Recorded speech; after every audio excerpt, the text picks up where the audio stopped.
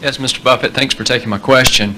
My question pertains to small business, and my family's been in the truckload sector of transportation for about 50 years. And as you talked about the airline industry and all the mergers and acquisitions and things going on, and a lot of the smaller players being tossed out of the market, what do you see for people that, like in this room, for students that want to start a small business and maybe they want to start in a business that is somewhat of a commodity type business, but as businesses, the large corporations get larger and their efficiencies increase, how can a small business compete with these people? Yeah, in many areas, small businesses have an advantage. You know, in other businesses, scale has a huge advantage. And I mean, you don't want to be a tiny carbon steel producer. On the other hand, when mini mills came along and learned how to use scrap more effectively than the older methods of making steel, they actually had an advantage. So scale is a huge advantage in some businesses. It's, you know, the largest airlines haven't won. Southwest Airlines has won, starting with, you know, just a few planes flying down there between Houston and Dallas, and they have become bigger, but their ambition hasn't been to be the biggest. And you know, they probably buy their fuel just as cheap as United, and they probably bought it, you know, when they're a lot smaller. Walmart is a classic example. I mean, who would have thought 25 years ago, 30 years ago? I mean, here was Sears with a 100-story plus building in Chicago, had access to money far cheaper than Sam Walton. I mean, Sam Walton's credit was not as good as Sears. Every supplier wanted to do business with Sears. Nobody had ever heard of Sam. Every real estate developer who was developing a new shopping center went first to Sears, you know, and Sam got the short end. So here's a guy starting in Bentonville, Arkansas, and he kills them over time. Just plain kills them. And disadvantage in buying, disadvantage in borrowing, disadvantage in real estate. Advantage, Sam Walton, and his ability to inspire, in the end, hundreds of thousands of people to be enthusiastic about going to work and doing the right things over time. So I would be just as optimistic about small business generally. Now, there's certain areas where scale is just plain important, but I see no disadvantage. We intentionally at Berkshire, we have 112,000 employees, more in Georgia than in any other state in the union, incidentally. We employ a lot up near Dalton, and we employ a lot of people in Macon at Geico. And we intentionally, with our 112,000 employees, we probably have, I don't know how many business units, but lots. And we only have 13.8 people at headquarters. I'm not the 0.8, incidentally. I resent it when people think that. I'm a full, but we have one woman that works 4 days a week. And that's all we have at headquarters, 112,000 people, 105 billion a market cap. But we intentionally keep our units small. We think, we want them to have the nimbleness, the responsiveness to the customer particularly, that will turn them, you know, that essentially will more than offset anything that the scale of having maybe a little more purchasing power or something will develop. We own a home furnishings business in Utah, run by a fellow named Bill Child. He was featured in Fortune about one issue ago. The cover story was God in Business. Bill was the #1 illustration. Bill took that business from his father-in-law when it was doing $250,000 a year, and he now has over half the business in Utah in his field, about close to $400 million. He built it by thinking about the customer. And the truth was, he was competing with Sears, he was competing with Levitt's, was a huge furniture retailer in the past. He was competing with everybody. But all he thought about from the moment he got up in the morning was, how do I take care of my customer? And that wins. We have a business in Omaha, some of you may have heard of. It's the largest home furnishing store in the world. In Omaha, which only has a SMSA of 650,000 people. It's on 72 acres. It does $325 million in one location, which happens to be $500 for every man, woman, and child in the SMSA, but it draws from beyond that. That business comes about, or has resulted, from an investment of $500 in 1937 by a woman who walked out of Russia in 1921. She walked out, got on a peanut boat, landed in Seattle with a tag around her neck. She couldn't speak one word of English. The American Red Cross looked at the tag, it said Fort Dodge, Iowa, They got her to Fort Dodge, Iowa.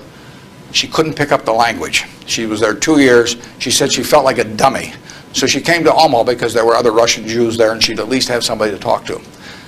Her little girl started school, Frances. Frances would come home at night and teach her mother the words she learned in school that day. That's how this woman, Rose Blumpkin, learned the English language, but from her daughter from kindergarten on, teaching her the words.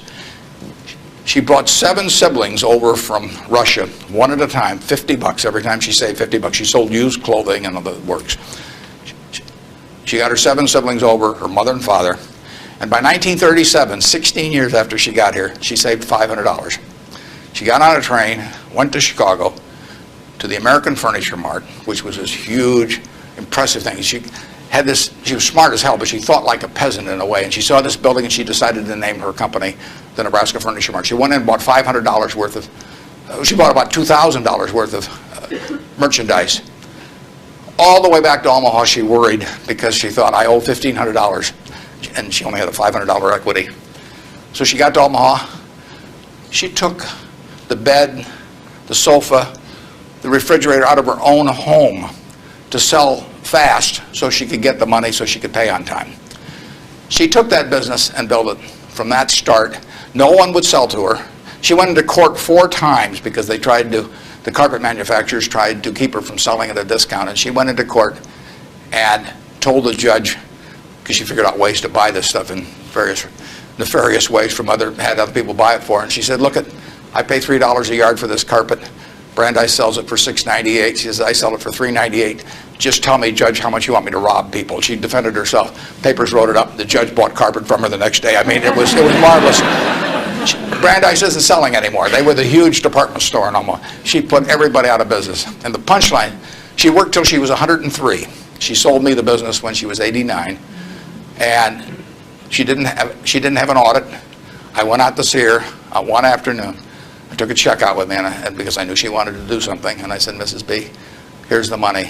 I said, I don't need an audit. Just tell me whether you owe any money. She said, I've never owed any money since I owed those guys back in 1937. And she said, it's all free and clear. She'd never seen a balance sheet. She didn't know what accounting terms meant, but she understood the nature of the business. And I told her, I said, I'd rather have your word, than an audit from every one of the big 6 or big 8 or whatever there were, the number at the time of the top auditing firms. And she worked till she was 103. She died at 104. She had 3 siblings at her funeral. I mean, those are some genes. Her son works there now. He's 82 or 3, and the 3 sisters are all alive. But the punchline is, she couldn't read or write. This woman could not read or write. If you told her this room was 68 feet by 43, she would tell you how many square yards it was like that. She never went to school a day in her life.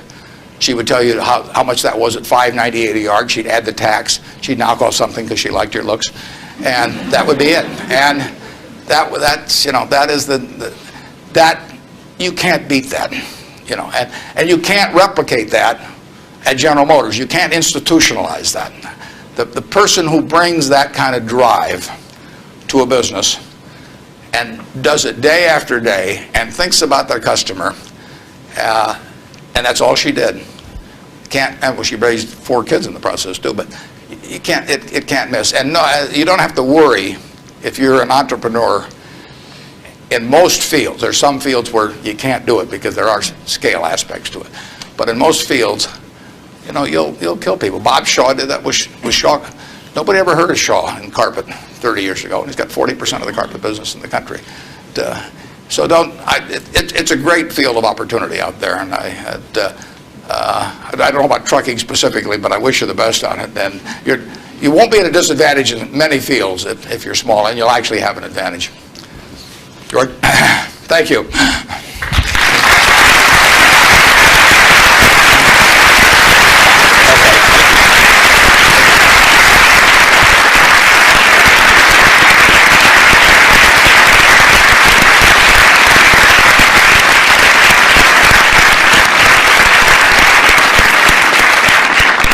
Mr. Buffett, thank you very much for sharing your wisdom and your ideas and your wonderful stories with us today. We are truly honored and pleased that we've had this opportunity to get to know you a little bit better.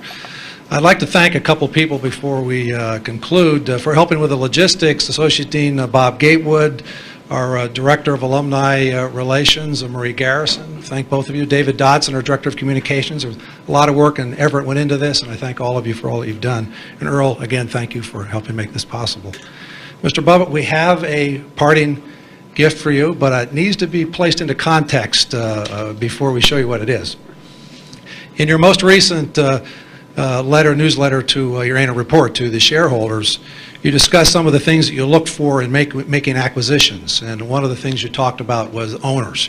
You look for owners who care who they sell to, and that was important to you. I'd like to quote from your report. When a business masterpiece has been created by a lifetime or several lifetimes of unstinting care and exceptional talent, it should be important to the owner what corporation is entrusted to carry on its history. A little bit further down you say, how much better it is for the painter of a business Rembrandt to personally select its permanent home than to have a trust officer or uninterested heirs auction it off. Well, we believe that many of these words apply to you as well. You too have created a business masterpiece. You too have created a Rembrandt. What we have today is a lighthearted portrait, a lighthearted characterization that we hope captures some of the business milestones in your career, and we hope also captures some of that quick-witted humor that you demonstrated today. It was painted by a good friend of ours and a well-known artist, lives here locally, Alan Campbell. Alan is with us, and he will help unveil it today. Alan, please come down. Now, when he unveils this, please understand that you're not going to be able to see the detail of this from where you're sitting, but we would invite you to come down and walk past it as you leave today.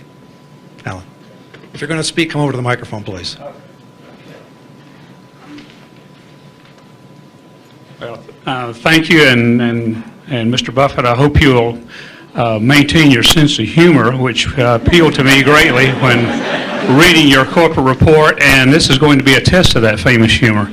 But it's intended to be a portrait both of you and of your company and of your values.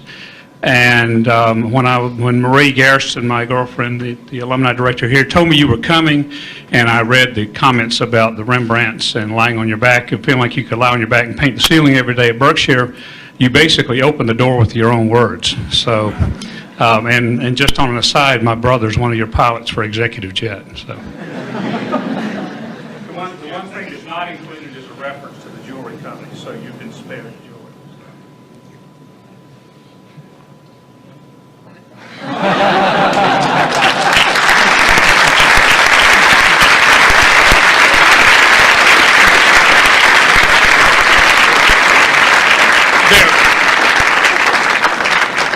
This is based on a very famous Rembrandt self-portrait, if anybody's information.